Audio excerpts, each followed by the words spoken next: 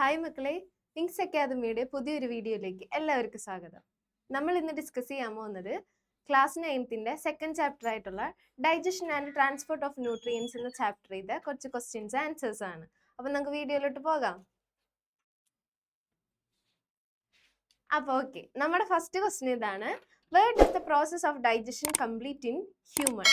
അതായത് മനുഷ്യനിൽ ഡൈജഷൻ എവിടെയാണ് കംപ്ലീറ്റ് ചെയ്യുന്നതെന്നാണ് ചോദിച്ചേക്കുന്നത്. അപ്പം നമുക്കറിയാം, ഡൈജസ്റ്റീവ് സിസ്റ്റം എന്ന് പറയുന്നത് ഒരുപാട് ഓർഗൻസ് ഒരുമിച്ച് വർക്ക് ചെയ്യുന്നതാണ് ഒരു ഡൈജസ്റ്റീവ് സിസ്റ്റം എന്ന് പറയുന്നത്. അപ്പോൾ ഇതിൽ എവിടെ വെച്ചിട്ടാണ് ഡൈജഷൻ കംപ്ലീറ്റ് ആവുന്നതെന്നാണ് നമ്മുടെ അടുത്ത് ചോദിച്ചേക്കുന്നത്. അപ്പം നമുക്കറിയാം എവിടെ വെച്ചിട്ടാണ് കംപ്ലീറ്റ് ആവുന്നത്. സ്മോൾ ഇൻറ്റസ്റ്റൈനിൽ വെച്ചിട്ടാണ് അല്ലേ കംപ്ലീറ്റ് ആവുന്നത്.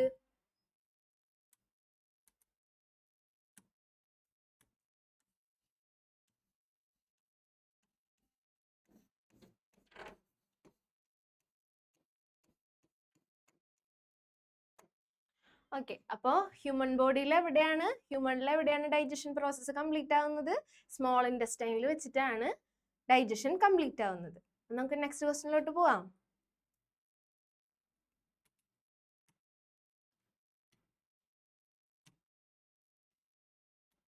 ഓക്കെ, നെക്സ്റ്റ് ക്വസ്റ്റ്യൻ ആണ്: the stages of nutrition in amoeba are given below, arrange them in order.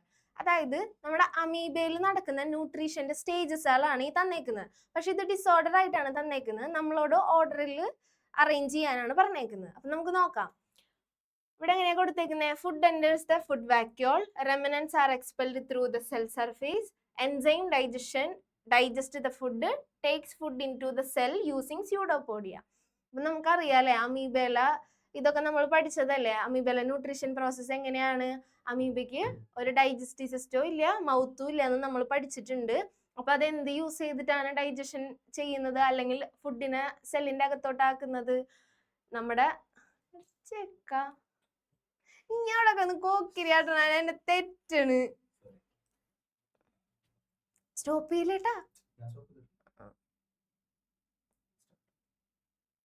Okay, അപ്പൊ നമ്മുടെ സെക്കൻഡ് ക്വസ്റ്റ്യൻ ഇതാണ്: the stages of nutrition in amoeba are given below, arrange them in order. അപ്പൊ നമ്മുടെ അമീബയിൽ നടക്കുന്ന ന്യൂട്രീഷന്റെ സ്റ്റേജസുകളാണ് കൊടുത്തേക്കുന്നത്.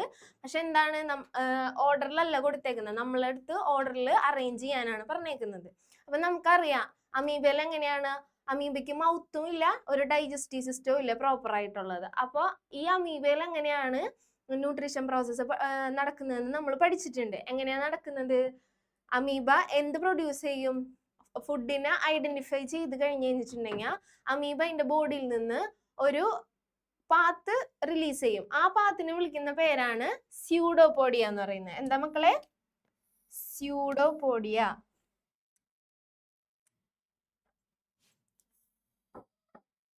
Okay, അപ്പൊ ഫസ്റ്റത്തെ എന്താണ്? Takes the food into the cell using pseudopodia.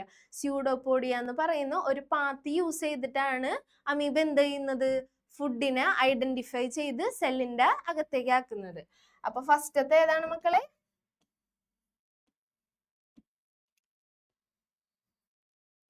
Takes the food into the cell using pseudopodia. Pseudopodia ഉപയോഗിച്ചിട്ട് ഫുഡിനെ സെല്ലിന്റെ അകത്തേക്ക് ആക്കുന്നു. ഇനി നെക്സ്റ്റ് എന്താണ്? ഈ സെല്ലിന്റെ അകത്തായ ഫുഡ് എങ്ങോട്ടാ ചെല്ല? ഫുഡ് വാക്യൂളിന്റെ ഉള്ളിലേക്കാണല്ലേ ചെല്ല. അതായത് ആഹാരസഞ്ചിക്ക് ഉള്ളിലേക്കാണ് എന്ത് പോകുക? ഫുഡ് എൻ്റർ ചെയ്യുന്നത്. അപ്പൊ നോക്കിയേ, food enters the food vacuole. അതായത് ഫുഡ് എങ്ങടെയാണ് എൻ്റർ ചെയ്യുന്നത്? ഫുഡ് വാക്യൂളിന്റെ ഉള്ളിലേക്കാണ് എൻ്റർ ചെയ്യുന്നത്. അപ്പൊ രണ്ടാമത്തെ പോയിന്റ് കേട്ടോ. ഓക്കെ, ഇനി നെക്സ്റ്റ് എന്താണ്? ഫുഡ് വാക്യൂളിന്റെ ഉള്ളിലാണ് ഇപ്പൊ ഫുഡ് ഇരിക്കുന്നത്. ഇനി ഡൈജഷൻ സ്റ്റാർട്ട് ചെയ്യണമെന്നുണ്ടെങ്കിൽ ആര് ചെല്ലണം? എൻസൈമുകൾ ഫുഡ് വാക്യൂളിന്റെ ഉള്ളിലേക്ക് എൻ്റർ ചെയ്താലാണ് എന്ത് സ്റ്റാർട്ട് ചെയ്യുള്ളൂ? ഡൈജഷൻ പ്രോസസ്സ് സ്റ്റാർട്ട് ചെയ്യുള്ളൂ. അപ്പൊ മൂന്നാമത്തെ പോയിന്റ് എന്താണ്?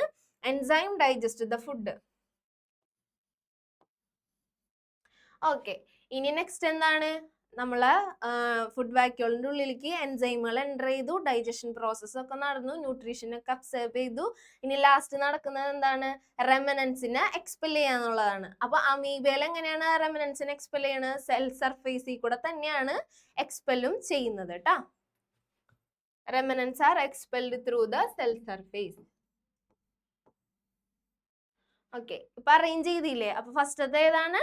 Take food into the cell using pseudopodia ആണ് ഫസ്റ്റത്തെ പോയിന്റ്. രണ്ടാമത്തെ പോയിന്റ് എന്താ? Food enter the food vacuole.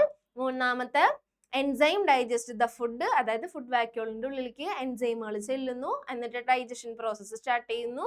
ഇനി ഏറ്റവും ലാസ്റ്റത്തെ പോയിന്റ് എന്താ? Remnants are expelled through the cell surface. ഇപ്പൊ നമ്മൾ പോയിന്റുകളൊക്കെ അറേഞ്ച് ചെയ്തിട്ടുണ്ട് കേട്ടോ.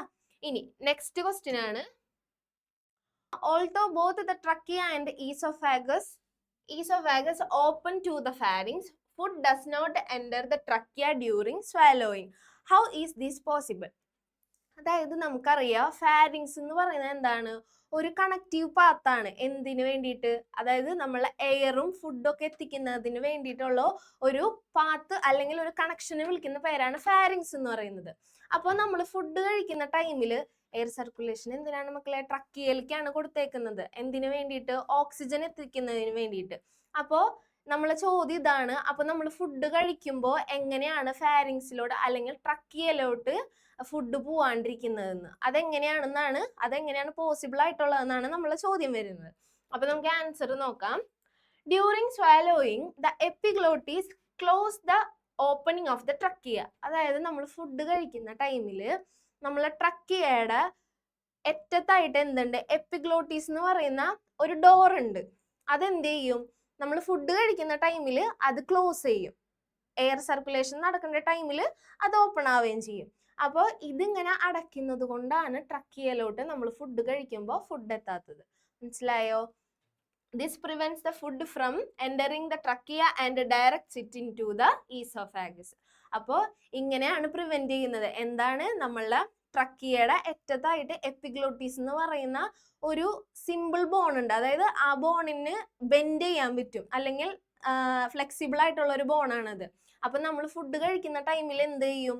ഈ ട്രക്കിയയുടെ അറ്റത്തുള്ള എപ്പിഗ്ലോട്ടീസ് ഇത് ക്ലോസ് ചെയ്യും. അപ്പൊ എന്താണ്? ഫുഡൊന്നും ട്രക്കിയയിലോട്ട് എത്തൂല. അത് നേരെ എവിടേക്കാ പോവുക? ഈസോഫാഗസ് വഴി നമ്മളെ സ്റ്റൊമക്കിലോട്ട് എത്തും. അപ്പോൾ അങ്ങനെയാണ് സ്വാലോയിങ്ങിന്റെ ടൈമിൽ എന്ത് നടക്കാത്തത്? ട്രക്കിയയിലോട്ട് ഫുഡ് പോവാത്തത്. ക്ലിയർ ആയെന്ന് വിശ്വസിക്കുന്നു. നമുക്ക് നെക്സ്റ്റ് ക്വസ്റ്റ്യനിലോട്ട് പോവാം. ഓക്കെ, നെക്സ്റ്റ് ഇതാണ്, analyse the illustration of villus and answer the questions. അപ്പോൾ വില്ലസിന്റെ സ്ട്രക്ചർ ആണ് തന്നേക്കുന്നത്. ഇനി കുറച്ച് സബ് ക്വസ്റ്റ്യൻസും ഉണ്ട്. നമ്മൾ ഫിഗർ നോക്കിയിട്ട് അത് നമുക്ക് ക്വസ്റ്റ്യനുകൾ ആൻസർ ചെയ്യാം കേട്ടോ. ഫസ്റ്റത്തെ ക്വസ്റ്റ്യൻ എന്താണ്? Which nutrients are absorbed into the part label as X. X എന്ന് പറയുന്നത് എന്താണ്? ഫസ്റ്റ് തന്നെ നമുക്ക് അത് എഴുതി വെക്കാം അല്ലെ. എക്സ് എന്ന് പറയുന്നത് ഇവിടെ മാർക്ക് ചെയ്തേക്കുന്ന എക്സ് ആരാണ്? നമുക്കറിയാം എക്സ് എന്ന് പറയുന്നത് ലാക്റ്റിയൽ ആണ്. എക്സ് എന്ന് പറഞ്ഞാൽ ആരാണ് മക്കളെ? ലാക്റ്റിയൽ ആണ്. അപ്പോ ഈ ലാക്റ്റിയൽ അബ്സർവ് ചെയ്യുന്ന ന്യൂട്രിയൻസിന്റെ പേരുകളാണ് ചോദിച്ചേക്കണത്. അപ്പൊ നമുക്കറിയാം ഏതൊക്കെ ന്യൂട്രിയൻസിനാണ് അബ്സർവ് ചെയ്യുന്നത്? Fatty ആസിഡ്സിനെ, ഗ്ലിസറോൾസിനെയാണ്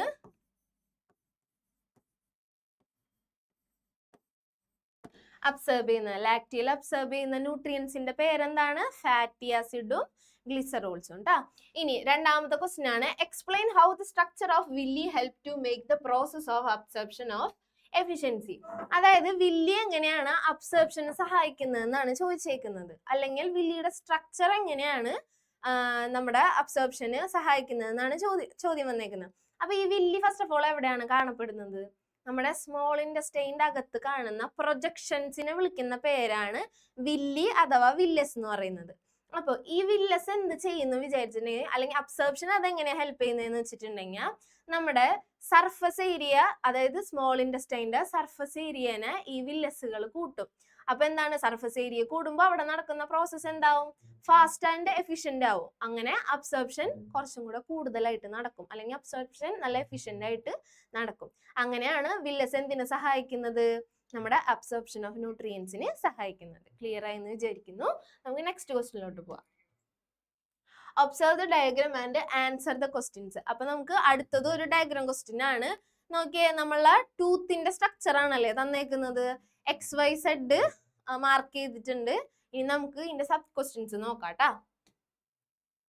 identify the parts labelled as XYZ. Usual ആയിട്ട് നമ്മൾ ഡയഗ്രാം കണ്ടു കഴിഞ്ഞിട്ടുണ്ടെങ്കിൽ എന്തായിരിക്കും ഫസ്റ്റ് ക്വസ്റ്റ്യൻ വരിക? ആ ലേബിൾ ചെയ്തിരിക്കുന്ന ആൾക്കാരെ ആരൊക്കെയാണെന്ന് ഐഡന്റിഫൈ ചെയ്യാനായിരിക്കും. അപ്പൊ നോക്കിയേ, ഫസ്റ്റത്തെ ആളാരാണ്? എക്സ് ആരാണ്? എക്സ് ഡെൻഡൈൻ ആണ്. ഇനി വൈ ആരാണ്? വൈ എന്ന് പറയുന്നതാണ് പൾപ്പ് ക്യാവിറ്റി.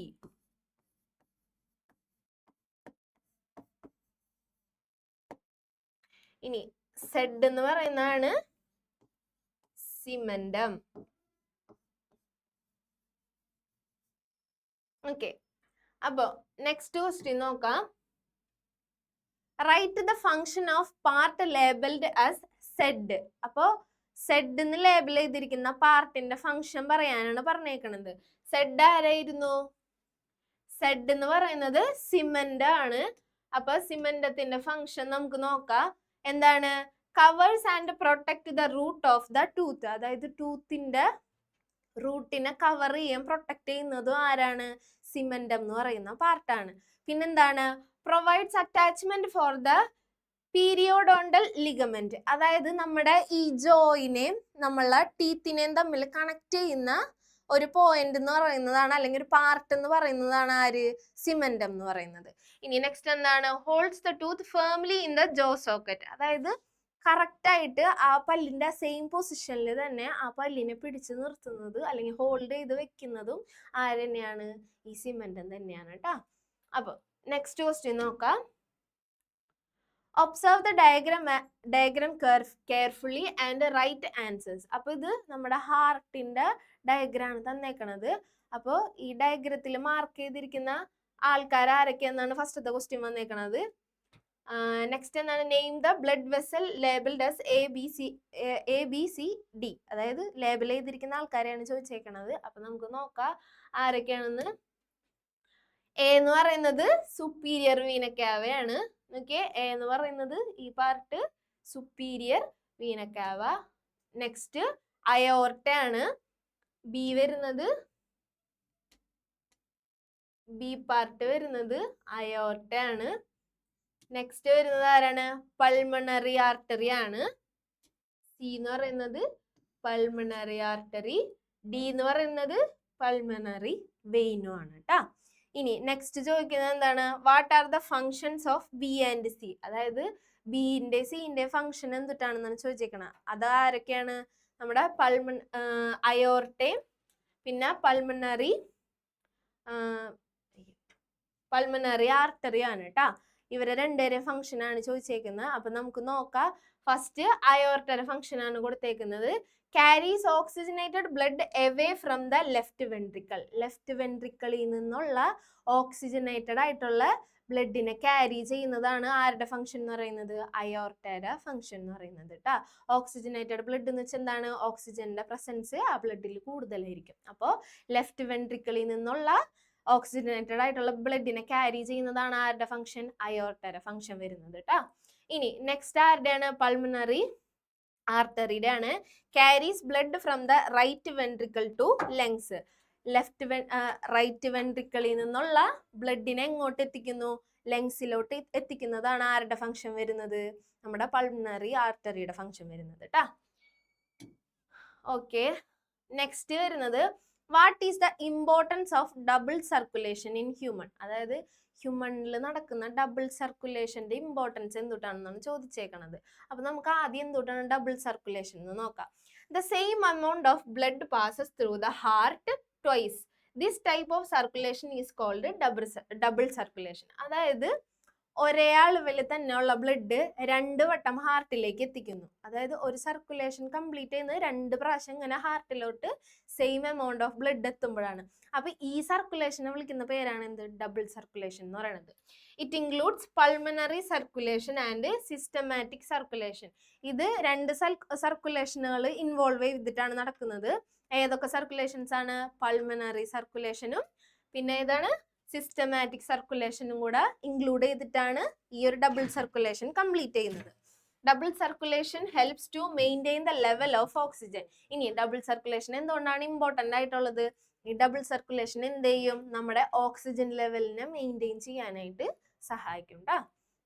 ഓക്കെ, ഇനി നെക്സ്റ്റ് ക്വസ്റ്റ്യൻ വരുന്നത് which are the parts where mechanical digestion takes place. അപ്പൊ എവിടെയാണ് മെക്കാനിക്കൽ ഡൈജഷൻ ടേക്സ് പ്ലേസ് ചെയ്യുന്നതെന്നാണ് നമ്മളെ ചോദ്യം വന്നിരിക്കുന്നത്. അതായത് മെക്കാനിക്കൽ ഡൈജഷൻ നടക്കുന്ന പാർട്സുകൾ ഏതൊക്കെയാണ്? അപ്പോൾ മെക്കാനിക്കൽ ഡൈജഷൻ എന്ന് പറയുന്നത് എന്താണ്?